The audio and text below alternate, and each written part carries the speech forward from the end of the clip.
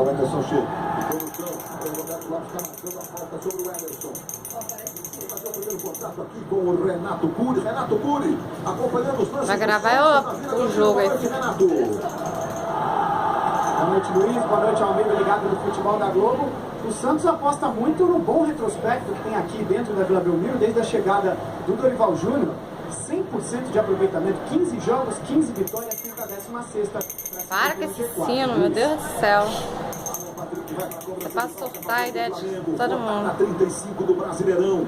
É noite que está mexendo com a paixão de torcidas gigantescas do futebol brasileiro. O Corinthians correndo pelo título, o Vasco na Acabar de arrumar a árvore, tá só na luz. Alan Patrick fez o levantamento, foi Vanderlei na segunda trave e foi lá para fazer a defesa. Acompanhando tudo o Flamengo, Rafael De Angeli. Presépio não sai as cores todas aqui no filme. Tá mudando, ó. O roxo. Tá torcendo pra que time, garoto?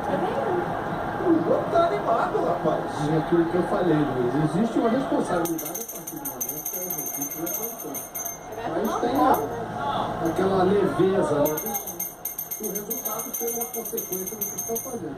Deixa o gato dormir. Everson na dobra dessa vez, escanteio.